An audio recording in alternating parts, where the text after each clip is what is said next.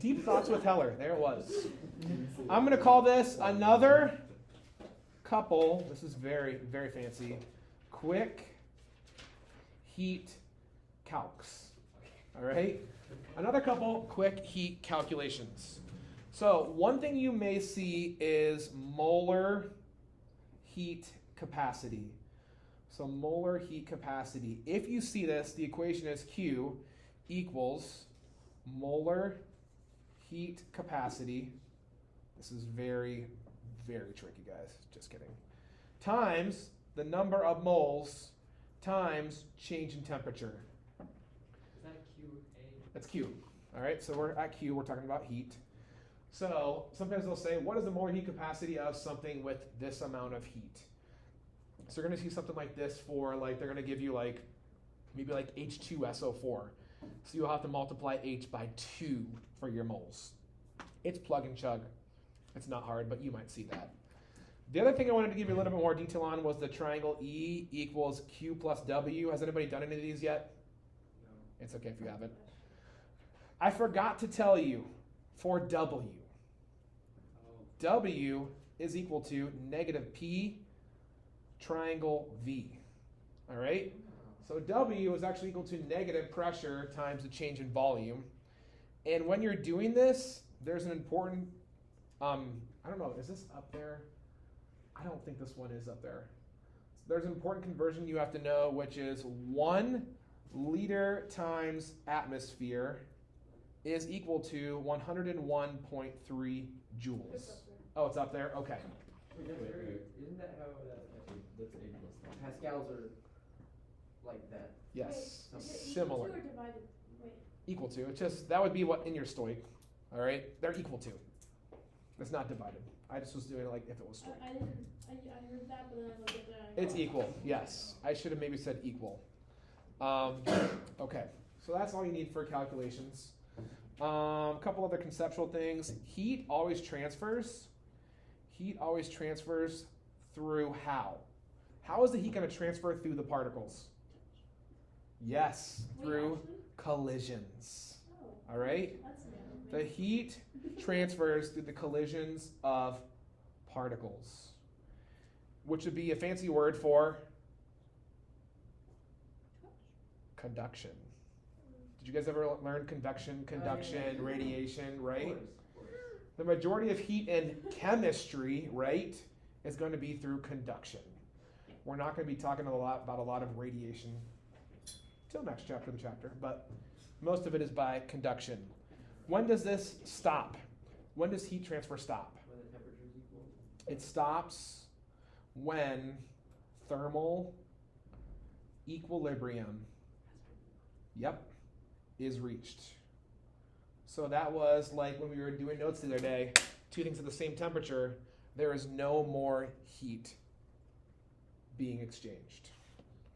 Okay, last thing. Chemical systems, we're talking about systems again, can change by a couple different things. Number one, heating or cooling. This is just kind of basic stuff. Heating or cooling. Number two, how else could I change a chemical system? I could heat it, I could cool it. What else could I do?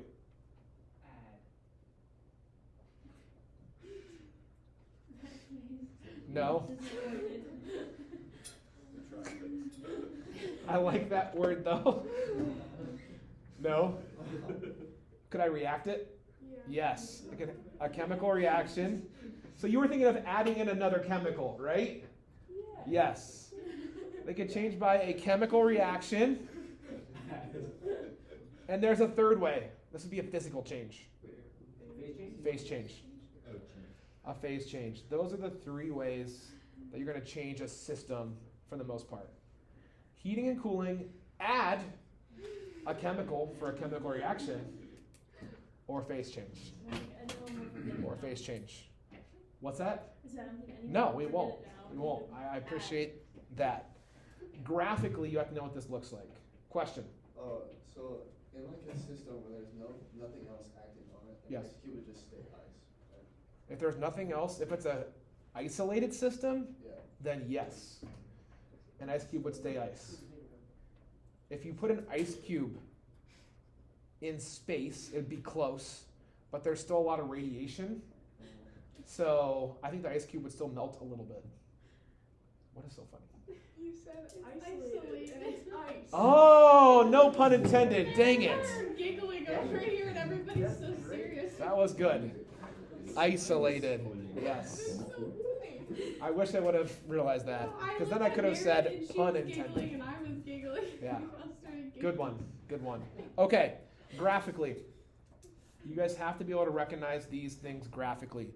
We're going to put potential energy on the Y, and we're going to put reaction progress on the X. Reaction progress. So let's do what we did yesterday in lab. So here, we're going to start with our reactants, which were HCl plus what?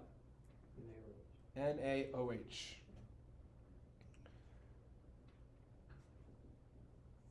What type of reaction was yesterday? Exothermic. So think about this. Where are my products going to end up? Are they going to end up higher than this or lower than this? They have to end up lower because this is giving off heat. Yes?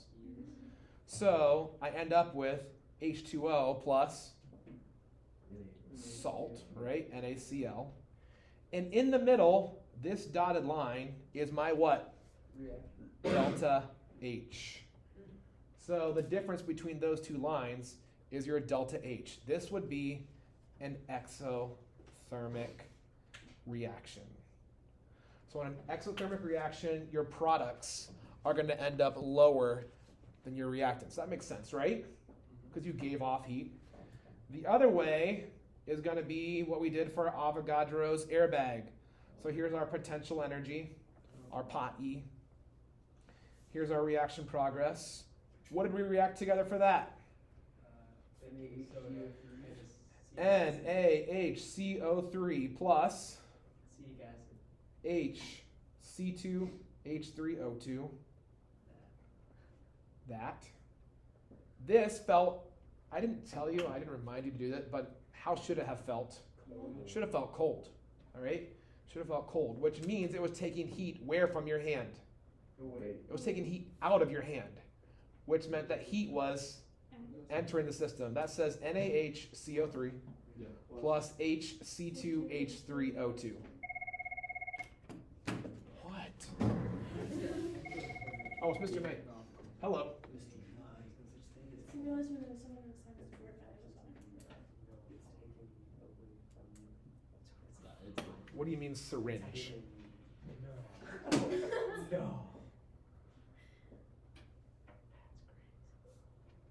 I have a pipette, but I don't know if I have a big syringe. Ask Mr. Worth. He would know better about syringes than me. All right, later. I have no idea what he's doing. Needs a big syringe, though. What were my products on this? You guys remember? H2O? Yeah, it's water, so I end up, well, first of all, where are my products going to end up? They're going to end up higher. You got it.